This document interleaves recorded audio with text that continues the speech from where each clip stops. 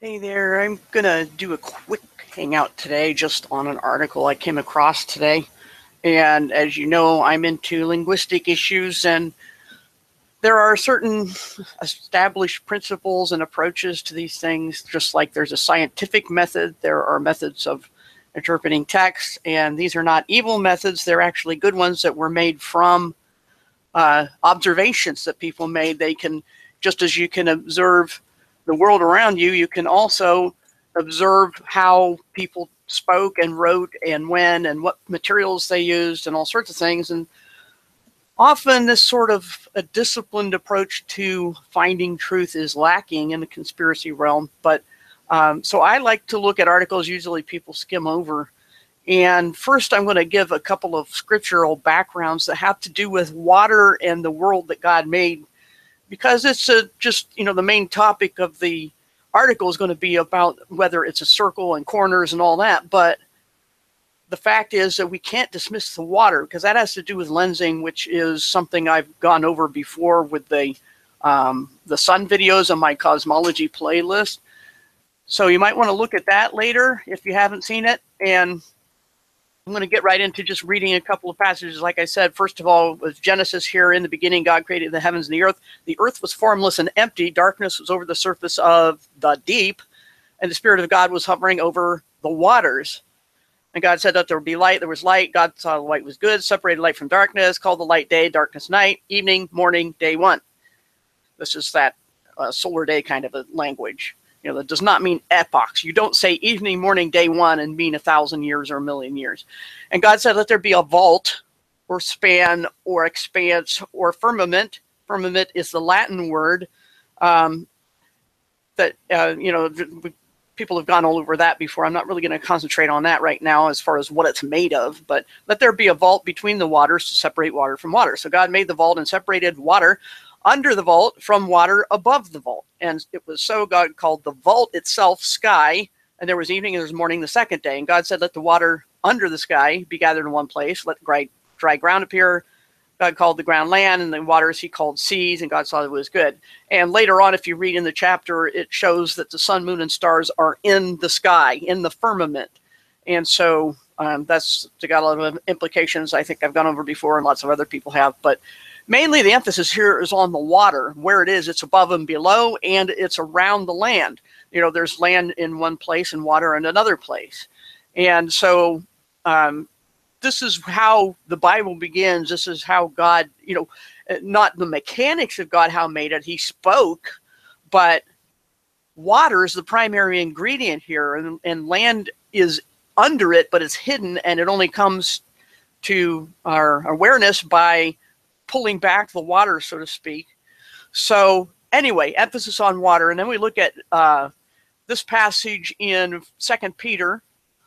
Okay, and it says in chapter 3, verse 3, understand above all in the last days mockers will come, saying, where is this coming? He promised, from the time our ancestors died until now, everything goes on as it has from the beginning of creation.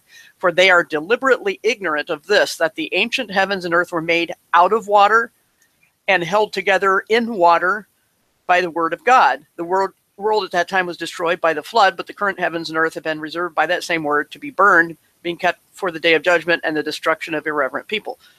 So here's this reference to water again, and it's very interesting. Some of the translations, I just don't think they're doing justice to it and being careful enough. I don't think they have any ulterior motives, actually, but here you've got to look at the prepositions and things in the Greek, and it says that the world was made out of water, not just taken from it, but made from it, made out of it, and held together in it.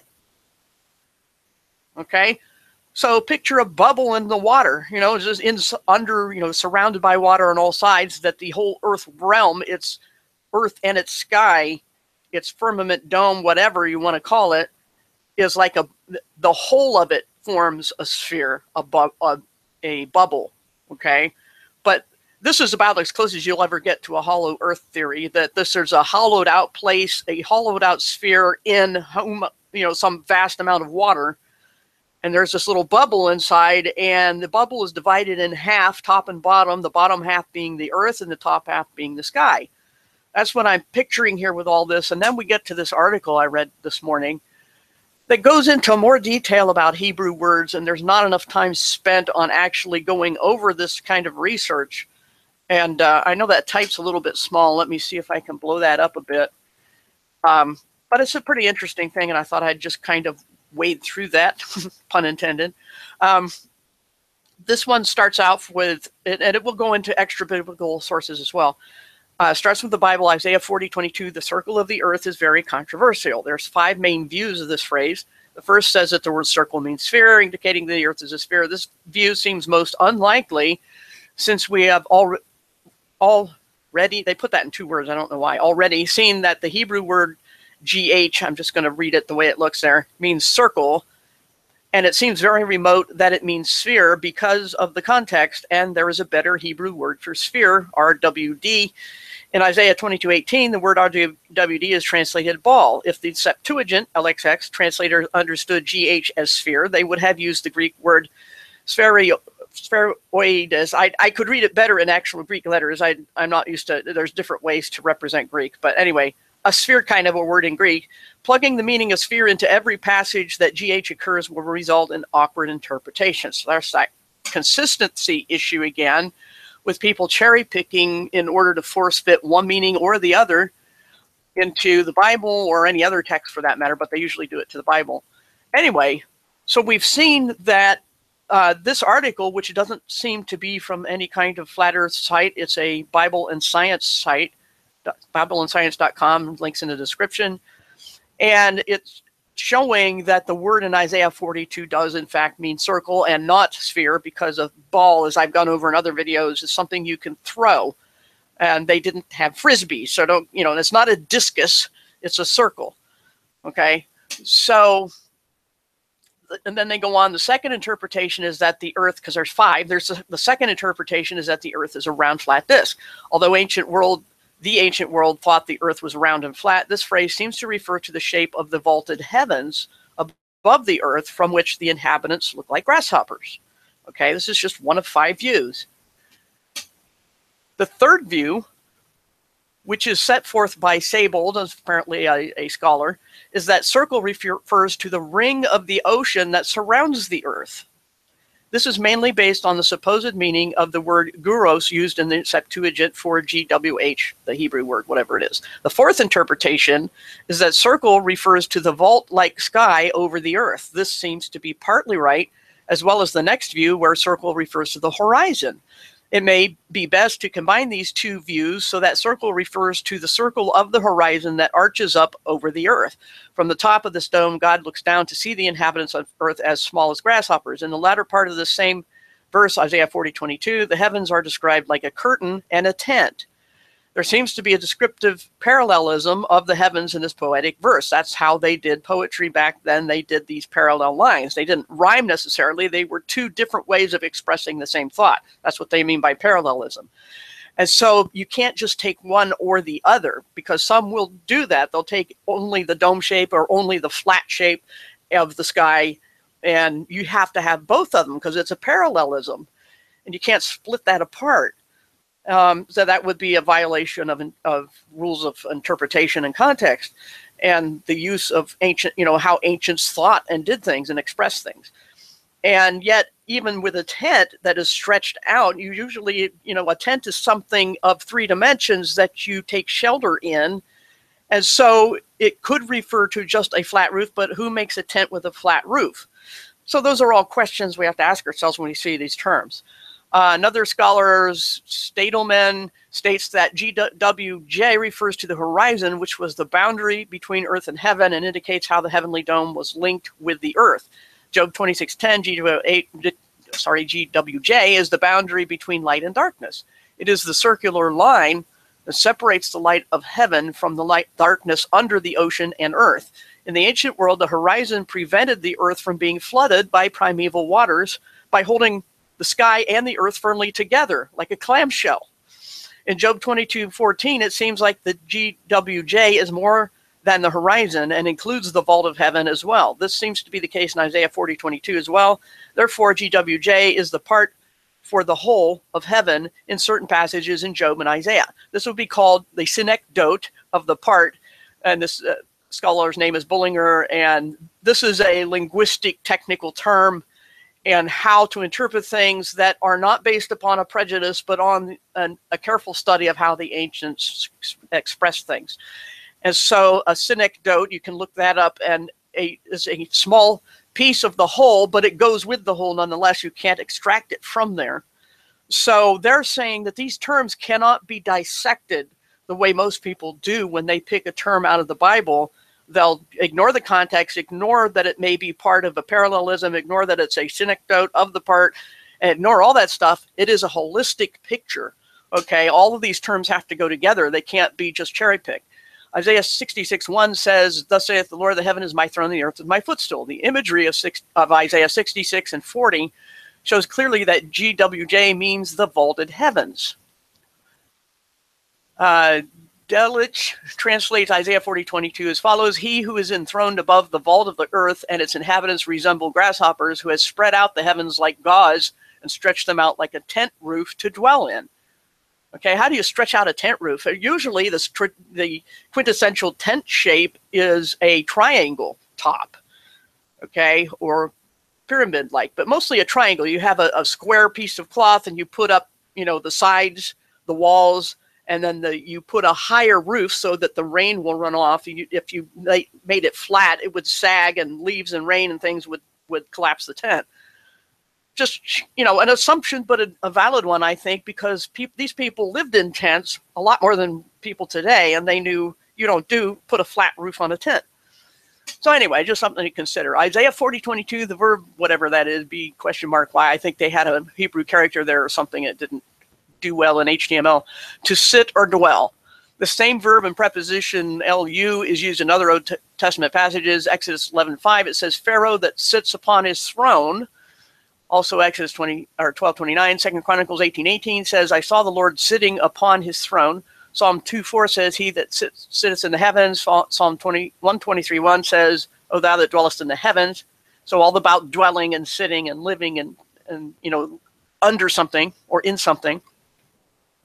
Isaiah 6:1 says, I saw also the Lord sitting upon a throne." It seems clear that the Lord sits or dwells on his throne in heaven and not on the circular earth or river encircling the earth. The verb to sit plus the preposition lu means to sit on, not to sit over or above. Okay? It seems that the circle of the sea is where the sky and sea meet at the horizon. The circle of the earth is where the sky and earth meet at the horizon and arching above. And the circle of heaven begins where the horizon is and arching above. The foundations of heaven are where the sky meets the earth at the horizon. Okay, so they're being very precise in how they're viewing these Hebrew terms in the Bible as to, and referencing other things that are part of the context of the Bible, and saying that these can't be dissected and taken as independent descriptions. You have to take them all together and try to put that as the whole puzzle piece, and it's a three-dimensional puzzle. Now they go into Akkadian literature. It says there's an important Babylonian world map that depicts their view of the universe. Cuneiform text, and I give a reference here. Unger, which is a very famous historian name, very well respected, describes this world map in his book Babylon, 1931 in German, a good English translation by Wayne Horowitz. The earth is seen as a circle within a circle with Babylon at the center. It seems clear that the Babylonians viewed the earth as flat and circular in shape. Okay, just saying, this is just observation that we're doing. You got to do that before you make your theories. Sargon of Akkad is the 3rd millennium king who was said to conquer the whole world in the work, the Sargon Geography. There's a chess program called Sargon, just a little trivia there, which states Anaku and Keptara, the lands across the upper sea, Dilmun and Magan, the lands across the lower sea, and the lands from sunrise to sunset, the sum total of all the land which Sargon, the king of the universe, conquered 3 times. So they called him the king of the universe. So take that however you want, but their descriptions are kind of interesting. The Samas hymn, which is written to the sun god, says, "You climb to the mountains, surveying the earth. You suspend from the heavens the circle of the lands." In the Assyrian royal inscriptions, there are many references to the four quarters of the earth. The royal inscription, whatever, says, King of the universe, King of Assyria, strong king, King of the four quarters, chosen of Ashur, vice regent of Ashur, the king whose deeds are pleasing to the gods of heaven, underworld, and to whom they allotted the four corners of the earth. The king they allowed to always exercise rule in the four quarters, and who conquered all those who did not submit to him. The phrase king of the four quarters, according to a scholar named Grayson, is the Sumero-Akkadian expression for king of the world. Grayson goes on to say the four quarters or coasts are approximately identical with the cardinal points of the compass and are the extremities of the world, which was believed to be a disk, projecting out into the primeval sea, which was believed to surround the disk. Okay? The phrase four corners of the earth, which in Akkadian, whatever you want to read that out, can literally be translated the circle of the four corners. This is a clear reference to the earth being circular. It seems strange that a circle would also have corners, but they meant the extremities in the four cardinal directions. In other words, as far as you can go, north, south, east, west. And I've shown a diagram before. I should have had that ready. I just now thought of it, where corners don't have to be at the outer extremities. They can be at the inner extremities as well. That is to say, where if you drew a line north, south, and east, another line east, west, where they cross in the middle, that would be the four corners. Okay? So take it either way, they both work. The phrase, the four corners of the earth, seems to mean the extremities. And then this third tablet is interesting. It says, destroy your house, build a boat, spurn property, and save life. The boat which you build, roof it over, like the apsu, whatever that is, so that the sun shall not see inside it. Let it be roofed over, above, and below. So describing like Noah's Ark. Okay.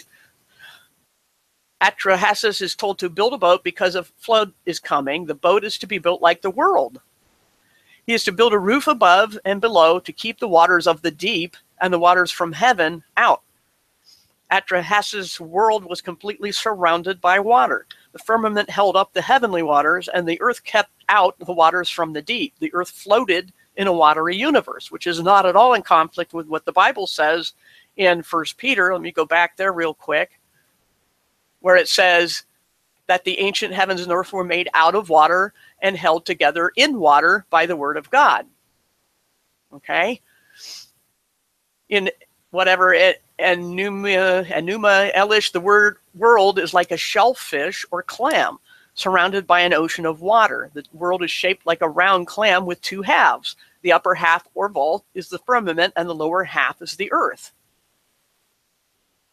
Works for me. I mean, as far as, the biblical descriptions, it hasn't conflicted with it as far as, the descriptions of technical things like where heaven is, where earth is, and what it's surrounded by. And so we got water, this picture being painted so far of water all around this bubble or clamshell, which is divided in half like a clam shell. And the upper half is the vault that keeps the waters above from crashing down. And the lower half of the shell keeps the waters below from surging up, which when you read about the flood, Noah's flood, this is what happened. God opened the windows of heaven. That is to say, he didn't remove the entire firmament, but he opened holes in it. So some of that water could come down and the fountains of the deep burst forth. So not all the water from below, but some of it, enough to flood the surface. Okay, it didn't go all the way up to the top of the dome. So it was a limited flooding. But even so, everything where people were and most of anything that went on land was covered up by the water. So this water is still there, just some of it was allowed to leak up and down for Noah's flood, and we have not seen anything in this Akkadian literature to contradict that. Then they go to Egyptian literature in the New Kingdom period, which Egyptology is another can of worms to open. There are deliberate gaps to hide the fact that the Bible's account of the people of Israel in Egypt at the time they were is obscured. This is how it goes. But anyway, for what that's worth, Egyptian literature in the New Kingdom period has some interesting statements about the shape of the world. The hymn to Ramses II is found on various stela inside the temple of whatever in Nubia. It proclaims the subjector of the adversary, rich in years, great in victories, who reaches the end of the earth when seeking for battle, who makes it narrow the wide mouth of foreign princes. That is to say, silences them. the good God, the strong one, whom men praise, the Lord in whom men make their boast, who protects his soldiers, makes his boundary, blah, blah, blah. Then it says, when he shines over the circle of the world, he, the king of Upper and Lower Egypt. The phrase circle of the world indicates that the Egyptians viewed the earth as a disk, which the sun god shines over on its daily journey. There is another similar phrase in the war against the peoples of the sea, which comes from Ramses III temple of whatever, at Thebes, which says they laid their hands upon the lands as far as the circuit of the earth. A circuit goes around. Now you can have an electrical circuit, which is usually square. I guess it's easier to imprint such things or etch such things to do squares than circles. But anyway, for whatever reason, they're square. And so that a circuit just means completing a path from the start to the finish being the start, and they're both at the same spot. But in this case, you know, I'm just saying the range of meanings of circuit doesn't necessarily mean a circle, but in this context, it certainly does. Relief on a sarcophagus cover from the 4th century BC pictures the earth as a circular disc surrounded by a circular sea. At the ends of the earth, how can that be? Well, that's just edges, really, are the nations that surround Egypt. In the middle of the earth is the underworld, which is reached through the gates of Necropolis, which, you know, necro, the dead, and polis, city, those are Greek words.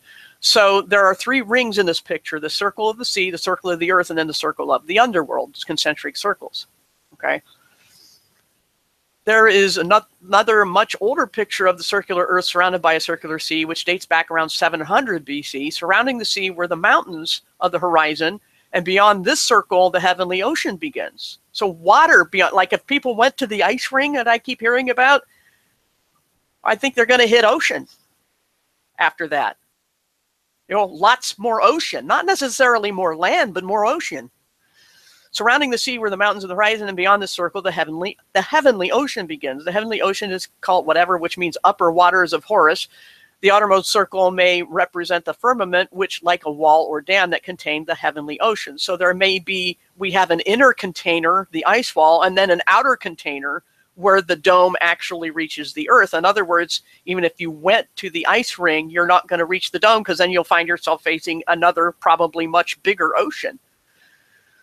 From the treasuries of Tutankhamun, there's a drawing that represents the celestial and terrestrial oceans by 2 circular snakes. We've all seen that before. The earth is also drawn as a mountain in several places.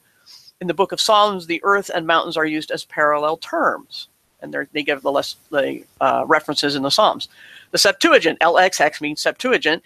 The translation of GWJ is with Gouros. Seybold states, the image conveyed by this word Gouros appears to express the classical Babylonian idea of the ring of water surrounding the earth's surface. He declares that this rare word is especially used for a circular trench or moat-like thing around a tree, but this is just one of the meanings of Gouros in the context of farming. Little and Scott, whose lexicon I've used heavily, so I recommend it, say plant in a gouros, that is to say, a plant inside a round hole with water in it. And the letters to Alcaphron, whatever, writes to Aegon saying, Aegon, as the right season has come, I dug gouros, round holes in the earth, and made bokria, or pits, and was ready to plant my young olive trees and to bring them running water, which comes to me from the neighboring ravine. A round hole in the earth is just an inverted vault. But this seems an unlikely way to describe the heavens. Gouros may also just mean bent or curved, and could be used to describe the vaulted heavens in Job 22:14. But Seybold is probably right in assuming that Gouros is referring to the idea of a circular trench of water surrounding the earth in Isaiah 40:22, which was the common belief of their day. The Septuagint translators probably understood GWH to refer to the sea around the earth. They could have clearly wrote the circle of the deep, as was done in Proverbs 8:27 by Aquila and Theodotion, but stuck to a more literal rendering. That is to say, they're trying to figure out why the Septuagint translators did what they did and used the words they did to translate from the earlier writings. The Septuagint uses THS, GHS, you know, the whatever. I wish they would show the Greek words twice in 2 Chronicles 17:10 and Numbers 32:33. It means the land round about, and not the circle of the earth. We have to be careful and be accurate and be honest with it, So it means the land all around and not necessarily the whole shape of the earth. In classical Greek, gouros is used primarily for farming and never used to describe the sky as the Septuagint does. So classical Greek and the Septuagint are at odds in this. Another Greek word was usually used to describe the sky, and that was kuklos, meaning circle. Plato uses the word, here again, I wish they had the Greek letters, spheroides, to describe the heavens as a sphere, the heavens as a sphere. Strabo uses that word to mean a ball, sphere, or globe to describe the earth. If the Hebrews thought the earth or heavens was a sphere, they would have used the Hebrew word RWD, which is used in Isaiah 22:18 for ball. I think the translators of the Septuagint were trying to avoid using a Greek word that would imply the controversial idea that the earth or heavens were spherical. Okay, that's interesting. Aramaic literature. The Targum of Isaiah translate Isaiah 40:22 as follows: who caused the Shekinah, or radiant glory, the Shekinah of his glory, to dwell in the mighty height, and all the inhabitants of the earth are counted as grasshoppers before him, who stretched out the heavens as a small thing, and spread them out like a glorious tent for the house of his Shekinah, or brightness, or whatever you want to call it. Here, the circle of the earth is interpreted as in the might height, or the zenith, the highest point of the heaven, which would make the inhabitants on the earth look like grasshoppers. This shows that the vault of the heavens is understood and not a river encircling the earth as in the Septuagint. So this Targum is also different than the Septuagint's description, and this, as they're trying to describe, I think, is just how the writers, the translators of the Septuagint struggled with what word to use to describe these things, because there wasn't a very good equivalence from the ancient languages, the Hebrew and Aramaic, or whatever languages they were referencing when they made this, trying to find the right words to describe what's going on here. But they're just saying, you know, for what it's worth, whichever one you want to take as more accurate, they're just saying they are using a whole bunch of things that they think the writers of the Septuagint might have been looking at, but saying, you know, there's a difference between what they chose to use for the Greek word and what the other literature used. So it's whether it's the circle, you know, picturing on a piece of paper a circle, or a three-dimensional, like a half of a clamshell. We'd have to, and it isn't even always clear, so we have to be careful. Jewish literature, a legend, take that for what it's worth, that Alexander the Great once ascended high above the earth until the world appeared like a ball and the sea like a dish. So meaning remembering that the world is like a clamshell with two halves, and we live on the top of the bottom half. It said the world appeared like a ball and the sea like a dish. Another reference, the thickness of the firmament is said to equal the thickness of the earth, because GWJ is used for both the earth and of heaven. In other words, how thick is the dome? How thick is the firmament? As thick as the earth. And nobody knows how thick that is. Only people have dug, what, 8 miles at the most, we're told, which is a drop in the bucket. So anybody who's trying to break through the firmament has a major problem if it's that thick. Okay, this is a legend, but an interesting thing from antiquity nonetheless. Ezekiel's Exodus, quoted by Eusebius, says, upon Mount Sinai's brow, that is to say on the peak of it, I saw a mighty throne that reached to heaven's high vault. Thence I looked forth upon the earth's wide circle. So really, really, really high up, and it looked like a circle. Latin literature. In the Apocalypse of Esdras, this is part of the Apocrypha, I believe Esdras is, translate the Latin text as at the beginning of the circle of the earth. The Latin text says, and there's the Latin words there, the Syriac and Ethiopic do not have the word circle. There's a very simple explanation for this. The Latin words, terra orbis, have been mistranslated. This common Latin phrase is used frequently in the Vulgate and means world. It is sometimes shortened to just orbis. It doesn't mean orbit. We have to be careful. People who don't know linguistics often take little sound bites like that and run with them. This does not mean that Jerome, who did the Vulgate translation, thought the earth was round, because Cicero and other Latin writers use orbis terrarum to mean world, the whole world. Okay, so what they meant was the land that encircled the Mediterranean Sea. Mediterranean means the sea in the middle of the land. That's what it means. That's where we get the word Mediterranean. Terranean, you know, the terra firma, that's the ground firm. Medi, around the land. That's what it means. So using it and in its context, its cultural and linguistic context, even Jerome's phrases or other Latin phrases, even some shortened and some not, they simply mean the land around the sea that's in the middle of it. You know, it's just two sides of the same coin here. The known world at that time surrounded the Mediterranean Sea, the known world. And that's another thing we have to consider, is the fact that when the Bible even says, you know, when the people used the phrase in that time, the whole inhabited world, they meant the whole civilized world.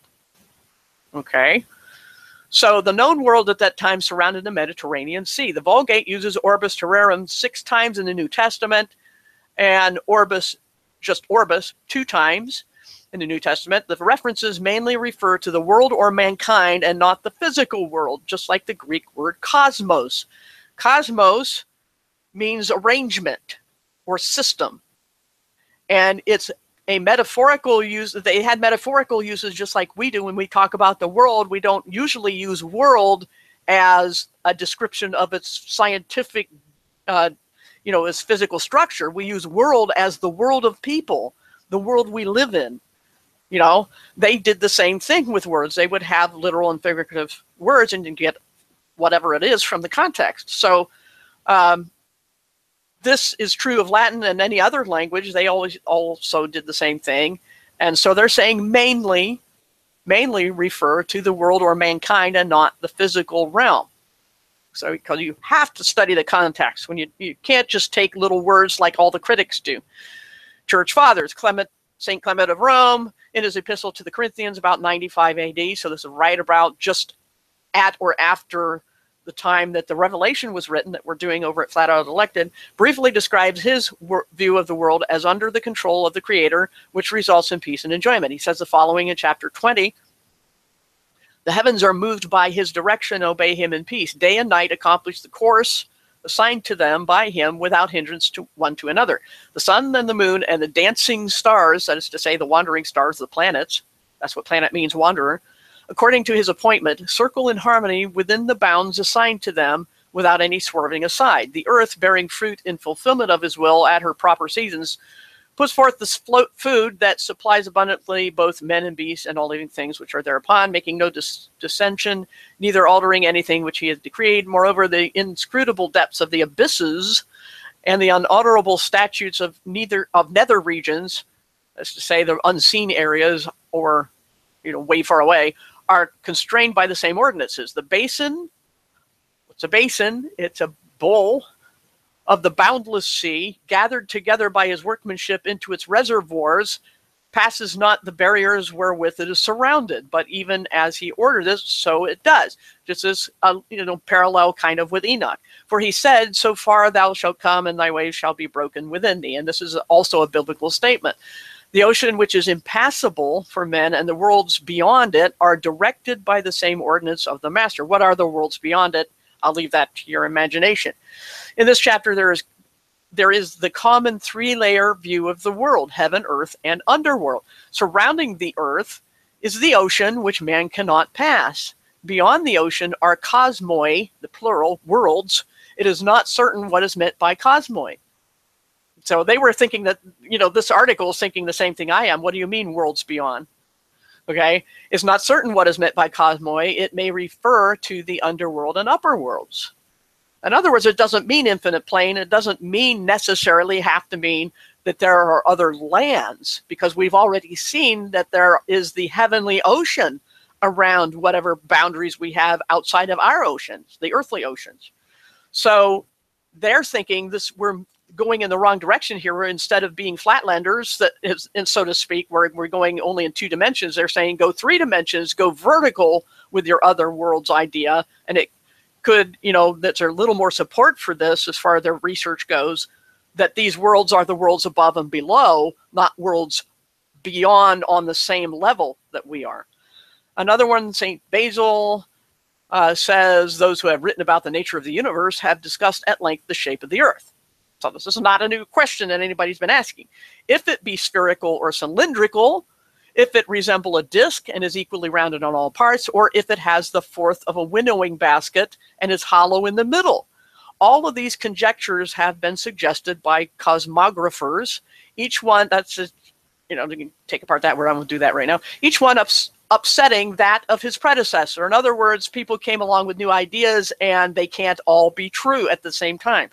It will not lead me, quote goes on, to give less importance to the creation of the universe that the servant of God, Moses, is silent as to shapes. Shall I not rather exalt him who, not wishing to fill our minds with these vanities, has regulated all the economy of Scripture in the view of the edification and making of perfect our souls? In other words, like I've been saying in videos lately, our primary concern as Christians is not the shape of the earth, it's the maker of the earth, who made it. That's the big deal here. Whatever this name is, Cosmas Indicopleustes, I butchered that one, an Egyptian monk with that name, wrote a book called Christian Topography around 547 AD. Okay, so he could say Christian. Cosmas was probably a native of Alexandria. Because he was a merchant, he traveled to seas and countries that were far from home. There were many ecclesiastical controversies in his day, ecclesiastical meaning having to do with the quote-unquote church. Cosmas probably belonged to the Nestorian sect. The basic purpose of his book was to refute from Scripture and common sense the impious pagan beliefs that the earth was a sphere. Well, when was this written? 547 AD. Did you get that? 547 AD, this traveling businessman said the basic purpose of his book was to refute from Scripture and common sense the impious pagan beliefs that the earth was a sphere. Pagan beliefs that the earth was a sphere. And somebody in 547 AD was intent upon debunking that because he had actually done the travel. Okay? And the center around which the heavens, which were also a sphere, revolved. This was all pagan ideas. The spherical idea is a pagan idea. He wrote also against antipodes,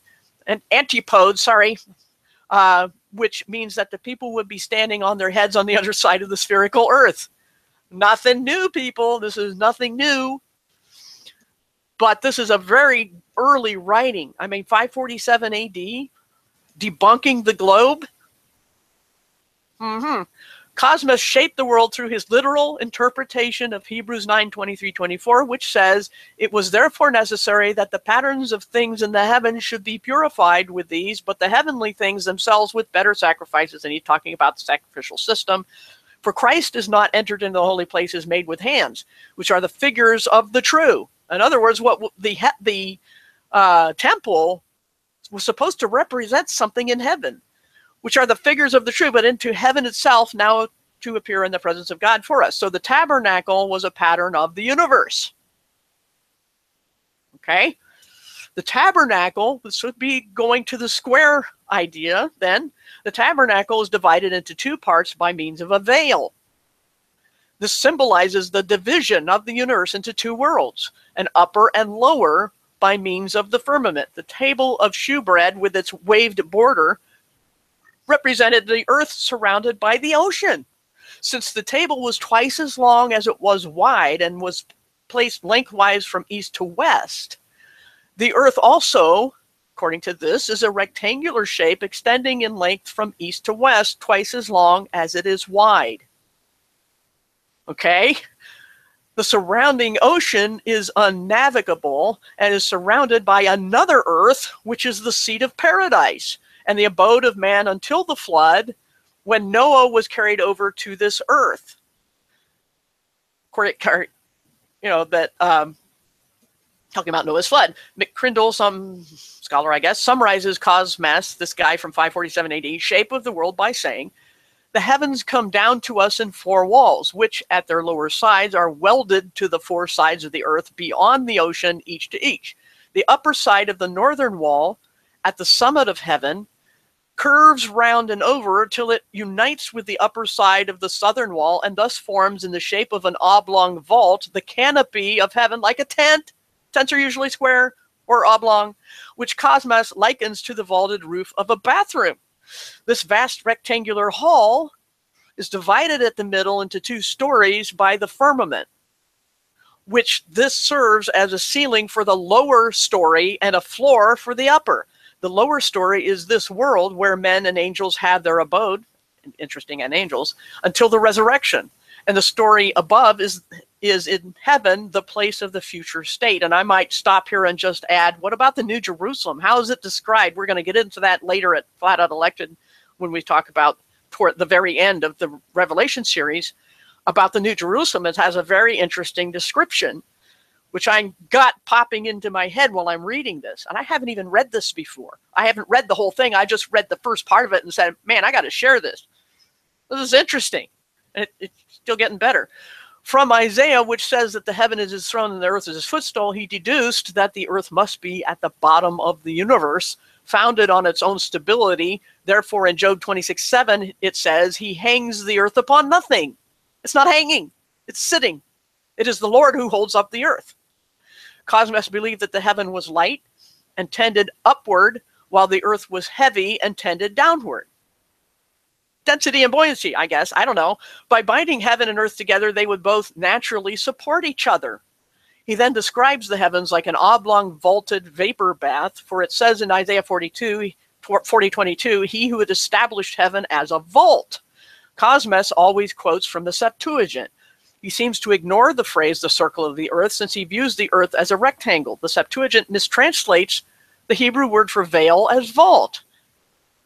At that time, the Septuagint was considered inspired. Cosmas based his argument on the Greek word kamaron, which means vault. Cosmas writes, the divine scripture speaks thus in Moses concerning the second heaven, and God called the firmament heaven, and in the inspired David, we find these words, this is to be the Psalm, stretching out the heavens as a covering. And he adds, who covers his upper chambers with waters, saying this evidently with respect to the firmament. But scripture, when coupling the two heavens together, frequently speaks of them in the singular as but one, saying through Isaiah, he that established the heaven, singular, as a vaulted chamber and stretched it out as a tent to dwell in, meaning here by the vaulted chamber, the highest heaven, and by what is stretched out as a tent, the firmament, and thus declaring them in the singular number to be bound together and be of similar appearance. The Septuagint reads kamaron, which Cosmas translated as meaning vaulted chamber, and not just chamber. In other words, not just any room, but a vaulted room. That is to say, with a vaulted ceiling. Anybody who's gone into a building or home with a vaulted ceiling knows what that is. It kind of goes up at an angle to a point.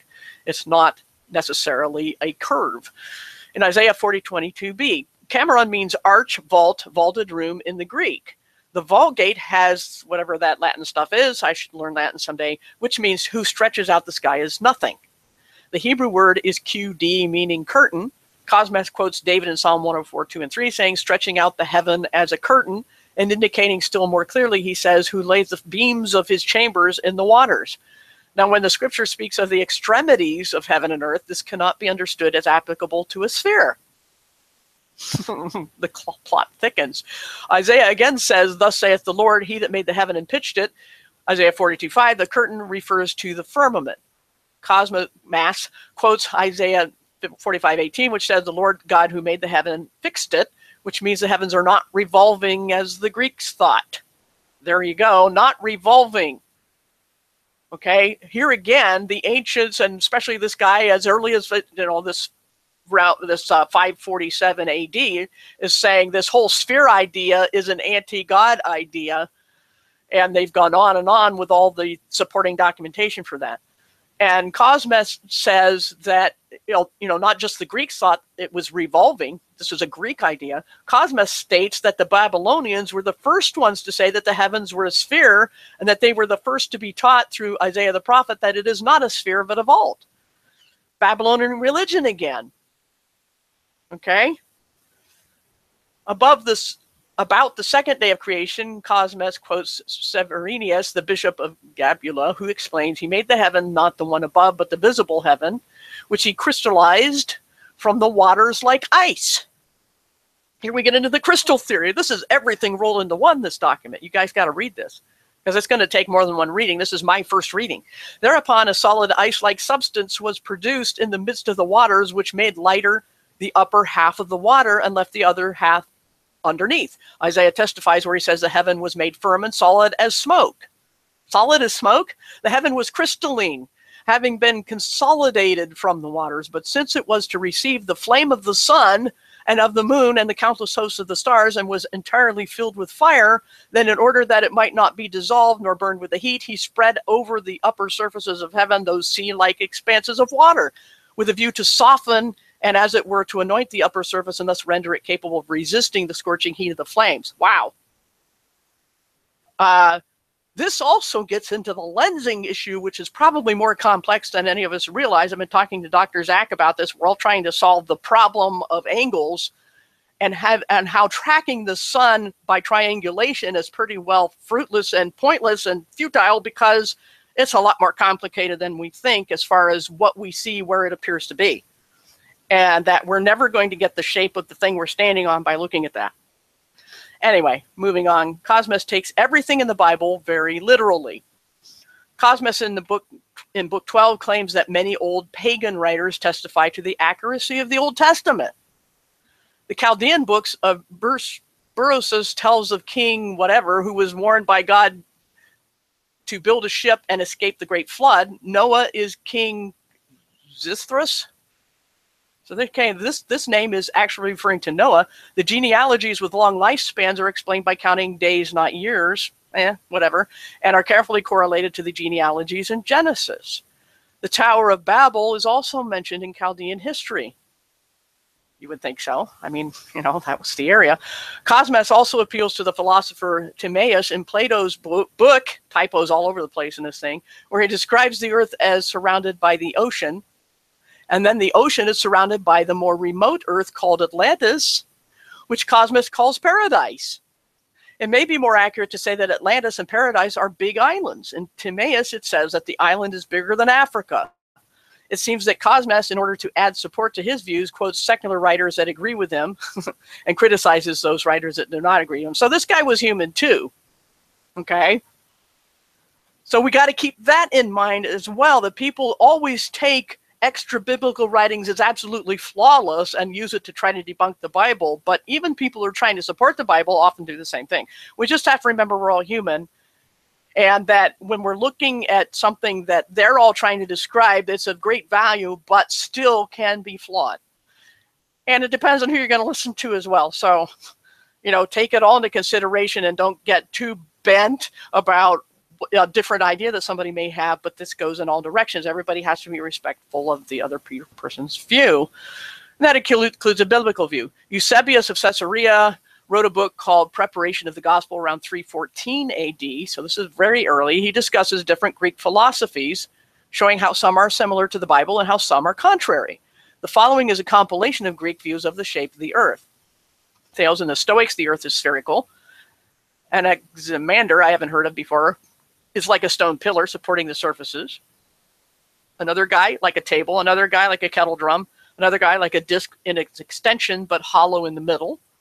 But Moses and the oracles of the Hebrews trouble themselves about none of these things, and with good reason, because it was thought that those who busied themselves about these matters gained no benefit in regard to the right conduct of life. In other words, their concern was not the shape of the earth. They considered discussing it a waste of time, because what really matters is the soul. And I'm saying the same thing. I'm not saying it's bad necessarily to do these things, but we have to keep it in perspective. And our perspective as Christians is the important thing is who made it. And that affects your soul. Eusebius quotes briefly from Scripture to demonstrate how God created the universe. God spoke and it came into being. He quoted Isaiah 45:22b. There's no 450. And who set the heaven for a canopy and spread it out as a tent to dwell in. This is a direct quote from the Septuagint. He does not speculate on what the verse means. He just quotes it. Chrysostom, which means golden mouth, even evidently he was a good speaker. Concerning the statutes, quotes the following scriptures: who has placed the sky as a vault, spread it out like a tent, and again, who holds the circle of the heaven. Chrysostom is following the Septuagint, but instead of writing circle of the earth, he writes circle of heaven. He may be interpreting the phrase to refer to heaven, or thinking about the circle in Ecclesiasticus, which is not Ecclesiastes, it's Ecclesiasticus, which is part of the Apocrypha. Gregory of Nyssa in book 2 of Against Eunomius, and so they were arguing by writing, who sits on the circle of the earth and has meted out heaven with the span, measured it with a stick, basically. Here, Gregory is not quoting the Septuagint, which says, it is he that comprehends the circle of the earth. Instead, he's quoting the Vulgate, which, again, I would put the Vulgate behind the Septuagint. Theophilus, writing to Autolycus, following the Septuagint, says, the heaven, therefore, being dome-shaped, covering, comprehended matter which was like a clod, a clump. And so another prophet, Isaiah by name, spoke in these words, it is God who made the heavens as a vault, stretched them out as a tent to dwell in. This heaven which we see has been called firmament, and to which half the water was taken up, that it might serve for rains and showers and dews to mankind. And half the water has left on earth for rivers and fountains and seas. Theophilus interprets the circle of the earth as referring to the vault of heaven. This other guy, Novatian, in his treatise concerning the Trinity, following the Septuagint, writes that who, according to Isaiah, has meted out the heaven with a span, the earth with the hollow of his hand. In other words, measured it by how wide his hand was the common way of measuring things too. Who looks on the earth and makes it tremble, who bounds the circle of the earth and those that dwell in it like locusts, who had weighed the mountains in a balance, and the grooves or valleys or, the ruts in the ground in scales. And finally, this someone named Servianus, bishop of Gabula, wrote 6 orations on the creation of the world. He saw the world as flat in the shape of a tabernacle, the tabernacle, which was a common early Christian view. Quotes extensively from these orations. And now they have even more, Genesis 1:9-13, the pillars of the earth. That's all I'm going to go through for now. I don't even know if I'll cover the rest in a hangout, but it's like, this is one of those things you read part of and go, everybody come and look at this, because it's going to take quite a lot of study. Just that part. This whole site seems to have a lot of good material, just looking at all, what was next. And the quality of study here, I think, is really important. And it gives a lot to think about. But again, the point being that you have to remember your priorities as a Christian, which is who made it, not how. So just to keep everything in perspective, I guess, is the message. But I found this really fascinating to read. So let me take a look at the chat. Cold weather coming. Yep, that means I don't go outside much and look at the sun. Because of the angle of it right now, the sun early in the morning comes right in our back sliding door glass, and I can look at it without going outside. So still no sunspots. There hasn't been sunspots for at least a week, maybe 2. Of course, some of that part last week, it was just we had heavy cloud cover. I don't know. But before that, we had no spots. After that, we've had no spots. Whatever. Let's see. The weather. Working on cars, it looks like. Let's see.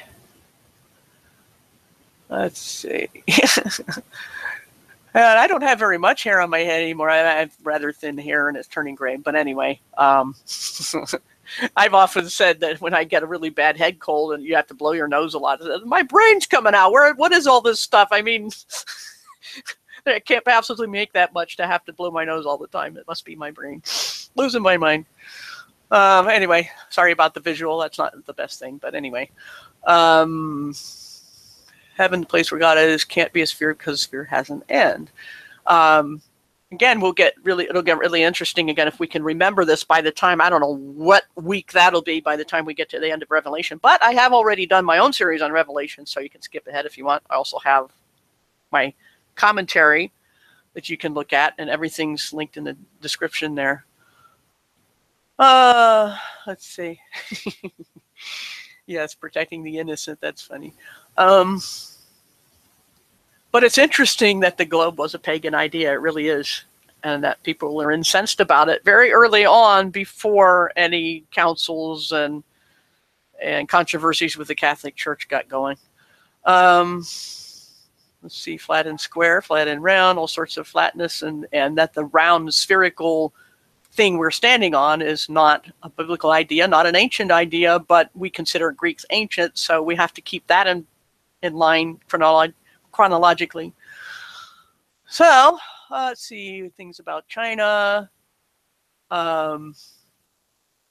space and heaven. Let's see.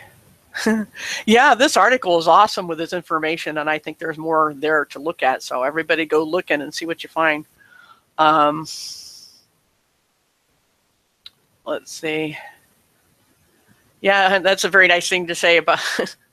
Yeah, I mean, after I don't know how many decades of people telling me how absolutely stupid and backward I am, that's nice to hear. It really is. It gives some balance to that, all that.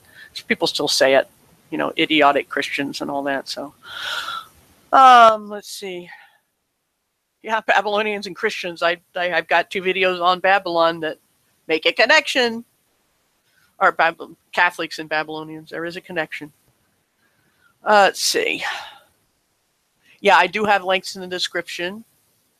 Water is the key. It's why I called it that. Even like I said, I hadn't read the whole article when I made this video. It's like, you know, made the title. That's like, you know, here we got that statement. Then, you know, going back to Peter, 2 Peter 3:4, 3:5. Heavens and earth were made out of water and held together in water. That's what the Greek's telling me.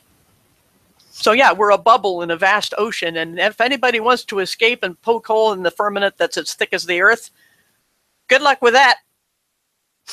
Try and get out, and when you get out, you're going to flood the whole world because you're going to poke a giant hole in it. So I just don't recommend people just going off half-baked on a theory, on a tiny portion of a theory, going, I'm going to get out of the firmament, or I'm going to go to the ice wall. They need to read this article,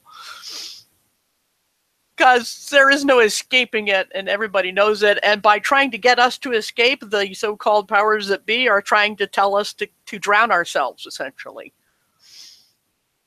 So, can you guess now one of the reasons they might be working, you know, infiltrating the flat earth stuff? Yeah, let's try and get out of here. Sure, do it, stupid humans. Try and get out. Anyway,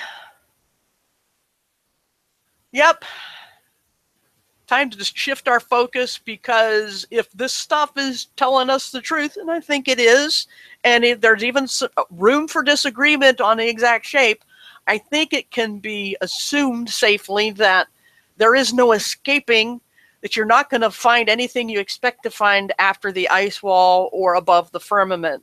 It could be really disastrous, and there's a reason God made these things really thick and far away. And it's possible that this Antarctic Treaty is more of an embarrassment protection than anything else, because they know that God made this place and that they cannot escape it.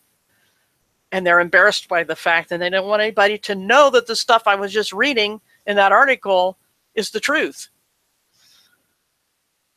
So anyway, yep, Operation Fishbowl is more of a fishbowl than they know. It's not just a snow globe. It's that we're a tiny bubble inside a vast ocean. If you took a little actual snow globe you can hold in your hand and put it at the bottom of the Marianas Trench, then you've got more of a scale model of what our reality is and how stupid it is to try to figure out how to escape it. And that we are not going to get outside of it to look at it from afar so we can see the whole thing. We're being told what it is, and we need to concern ourselves with who put us here and not try to get out of it so much by physical means. It will not work. And that our primary concern, as I've been saying to people, Jesus is the way out.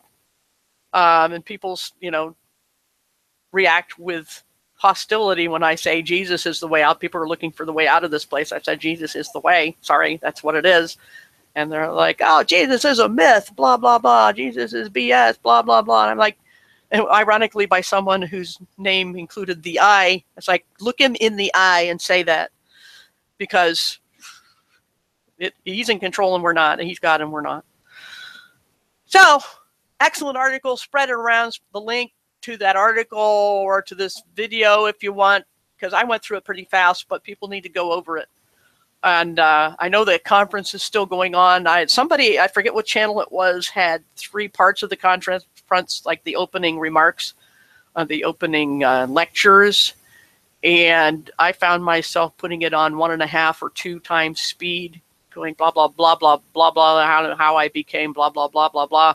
And I don't know, I probably missed something important, but I'm impatient these days with that sort of thing. And I'm like, why am I even listening to this? I didn't listen to part 3. I don't care anymore. It's not, it was an interesting diversion for a while, but when I come across stuff like this, it is the most important thing. I'm still going to be tracking the sun to see what it does and help see if I am able to help the Dr. Zach group with trying to figure out ways to model how the sun is lensed and the earth is lensed. But that's still not my most important thing. My most important thing is who made it. And this is the big reason that the whole flat earth push is away from God. Even though it opened the door to people believing in the creator, if somebody created it, it's being also led away to believe in the Luciferian doctrine that the creator is bad. And so we Christians need to get ourselves going and get ourselves in gear and stand up and say who the creator is. Just like Paul did to the Greek philosophers on Mars Hill back in the book of Acts. So I am going to shut this down and do other things like finish the laundry I was starting before I did this. And so thanks for coming. And like I said, spread the word around that this is a really important article I think everybody needs to read regardless of their religious views, because it's not exclusively biblical, but it certainly supports it and tells us things about the ancient world that you've only heard cherry-picked before. And people get bits and pieces here and think they have the whole puzzle. So anyway, thanks for coming. We'll catch y'all later.